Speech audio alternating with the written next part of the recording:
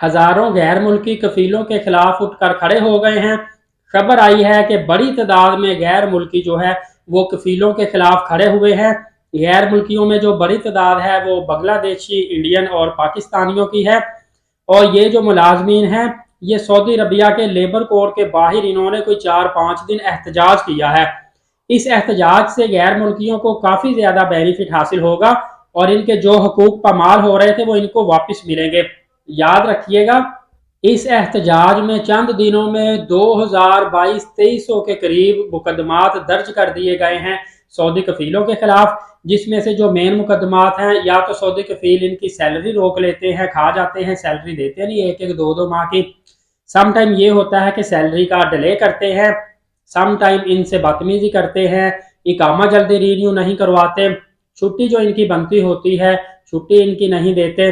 इसके अलावा और भी काफ़ी ज़्यादा तशद्दुद के केसेस आए हैं, जिसकी वजह से अब गैर मुल्कियों ने अपना हक हासिल करने के लिए तमाम तर ये लोग इकट्ठे हुए हैं। और ये सऊदी अरबिया के मुख्तलिफ शहर मतलब रियाज, दमाम, जद्दा, हाइल, ताइफ, तमाम तर शहरों से ये लोग इकट्ठे हुए हैं। सऊदी लेबर लॉ के बाहर इन्होंने धरना दिया है और एहतजाज रिकॉर्ड कराया है, और जिनके पास सबूत थे उन्होंने सबूत के साथ लेबर कोड के अंदर मुकदमात भी दर्ज करवाए हैं। और डेफिनेटली जिनके पास प्रूफ है उनके हक में ये फैसले आएंगे, क्योंकि सऊदी अरबिया में इंसाफ किया जाता है, इन लोगों को इंसाफ मिलेगा और उसके बाद कफील भी सीधे हो जाएंगे। उनको पता होगा कि ये लोग अपने राइट के लिए लड़ते हैं और ये गैर मुल्कियों की हक तलफियों से इंशाअल्लाह अज़्ज़ा वजल बहुत जल्द बाज आ जाएंगे, ताकि आराम के साथ जो गैर मुल्की हैं वो सऊदी अरबिया में काम कर सके, क्योंकि ये परदेश काटते हैं, अपनी फैमिलीज को, अपने बच्चों को खुद से दूर रखते हैं। क्योंकि पहले आपको पता था डिपेंडेंट वीज़ा होता था, डिपेंडेंट वीज़ा पे ये अपनी फैमिलीज को बुला लेते थे। अब सऊदी अरबिया ने डिपेंडेंट वीज़े पर जो इकामा बनता है उसकी फ़ी इतनी ज़्यादा कर दी है कि अब ये अपनी फैमिलीज को गैर मुल्की बुलाते हैं तो इनको हर एक बंदे के ऊपर जो इकामा बनता है फ़ी काफ़ी ज़्यादा देनी पड़ती है। तकरीबन 400 सवा 400 रियाल फ़ी होती है, जिसकी वजह से इन्होंने अपनी फैमिली को फिर से अपने कंट्रीज़ में वापस भेज दिया है।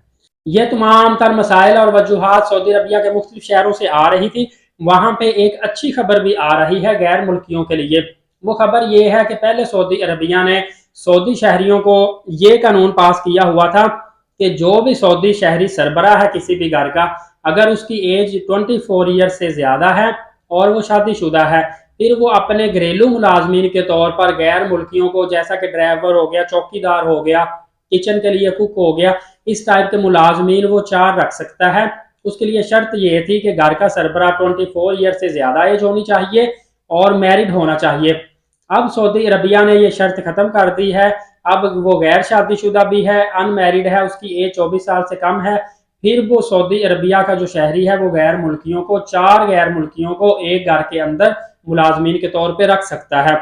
इसका बड़ा बेनिफिट ये होगा कि बहुत बड़ी तादाद में जॉब निकलेंगी, जिसमें आपको आज़ाद वीज़े भी मिलेंगे, डिफरेंट लेबर कैटेगरी के वीज़े भी मिलेंगे, कुक के वीज़े भी निकलेंगे, ड्राइवर के वीज़े भी निकलेंगे, इवन के आपको घर की देखभाल के लिए भी वीज़े दिए जाएंगे।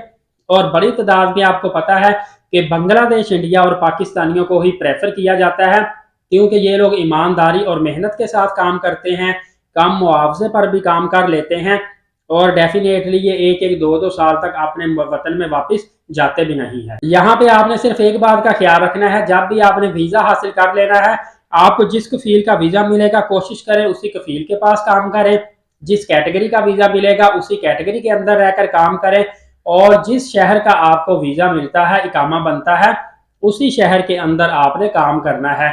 क्योंकि अगर आप अपना डिपार्टमेंट चेंज करते हैं या कफील या आप सिटी चेंज करते हैं तो वो फिर इलीगल हो जाता है, उसके ऊपर आपके खिलाफ कार्रवाई भी हो सकती है।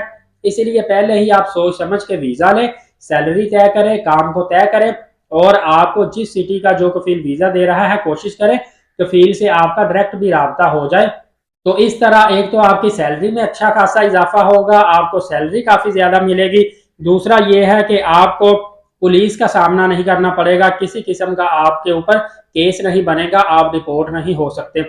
मुख्तसर सी मालूमात थी लेकिन काफ़ी ज़्यादा बेनिफिशियल थी, दूसरों तक शेयर लाजमी कर दीजिएगा और नए आने वाले एलीट साकिब यूट्यूब चैनल को लाजमी सब्सक्राइब करें ताकि तमाम तर अपडेट सबसे पहले आपको मिलती रहें।